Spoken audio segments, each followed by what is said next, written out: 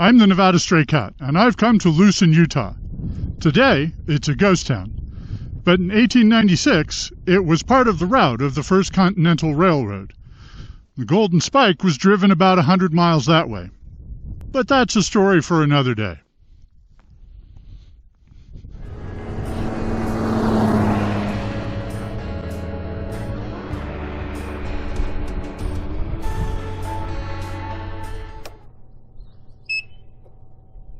I left Wendover a little after 8 in the morning.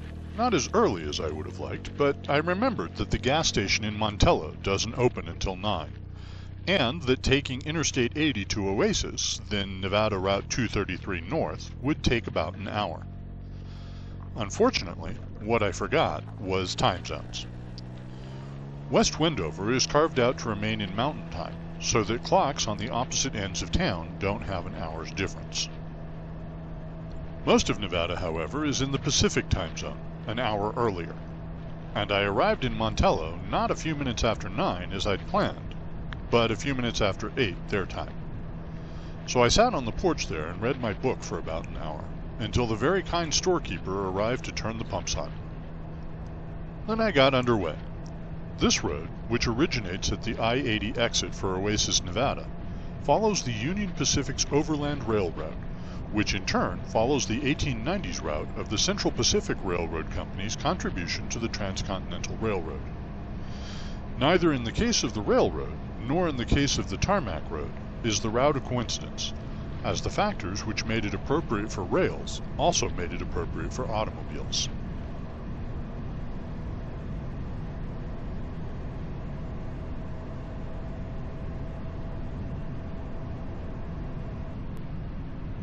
We take modern paved roads of reasonable quality pretty much for granted in America today, but it's important to remember that, while asphalt concrete paving dates back at least to the 7th century BCE, it was expensive and rare until the 19th century of the current era, and our modern paving methodology of using synthetic, refined petroleum tar and resin, with aggregates such as gravel, Portland cement, crushed rocks, or blast furnace slag, all heated at over 200 degrees Fahrenheit, 100 degrees Celsius, wasn't invented until 1902.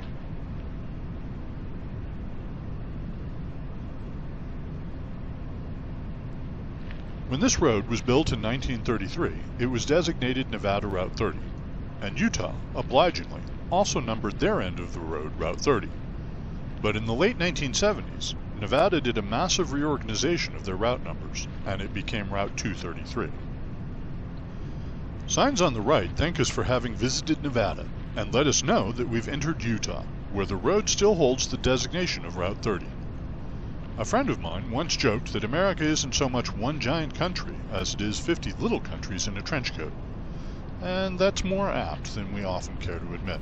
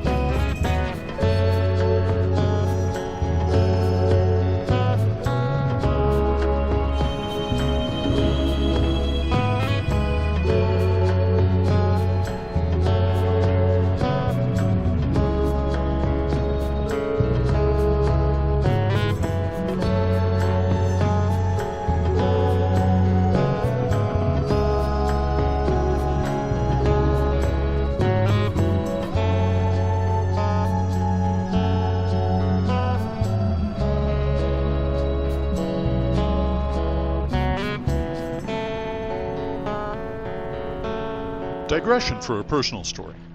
I grew up in the desert. I mentioned before that my parents were from Tucson, and after they split up, Mom and I ended up in northern Arizona, which isn't quite as hot as southern Arizona, but is generally just as dry. So this kind of landscape is familiar to me. And a funny thing about that, when you grow up in a desert, you don't necessarily associate bridges, or even rivers, with water.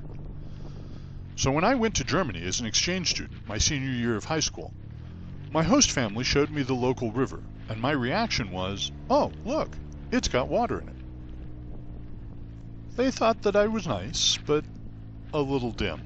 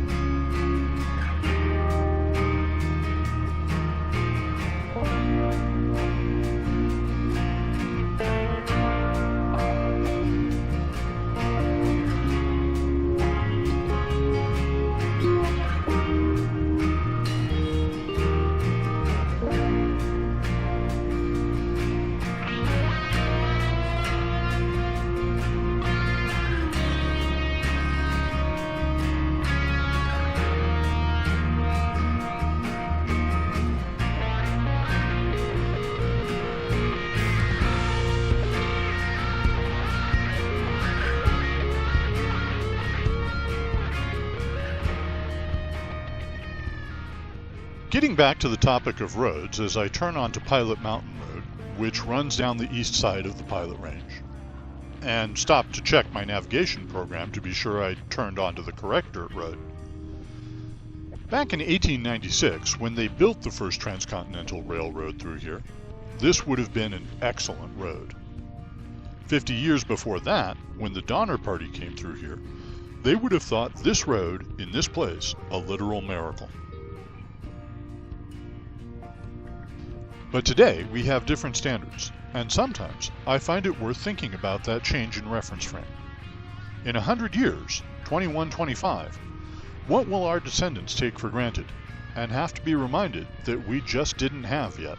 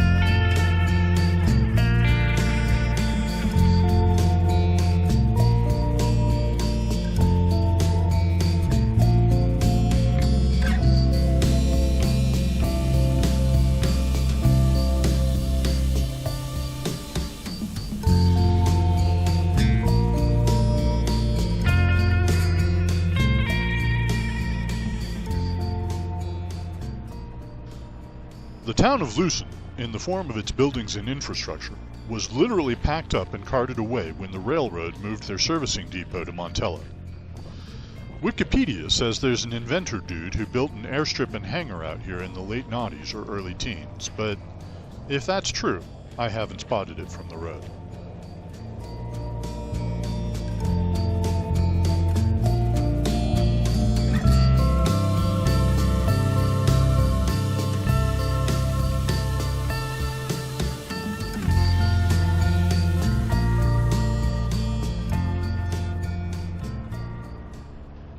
Thanks for watching all the way to the end. I want to take a moment to give a shout out to Rinovare, who was the first person to respond to my channel announcement asking for sponsors by making a donation on the Ko-fi page I set up for the channel, though my friend Mandy had previously sent a donation. Their support literally enables what I do. If you'd like to follow their example, the link is in the description of this video, as well as in the channel description. If you liked this episode, please do the usual YouTube things. Like, comment, subscribe, and share it with others you think might enjoy the ride.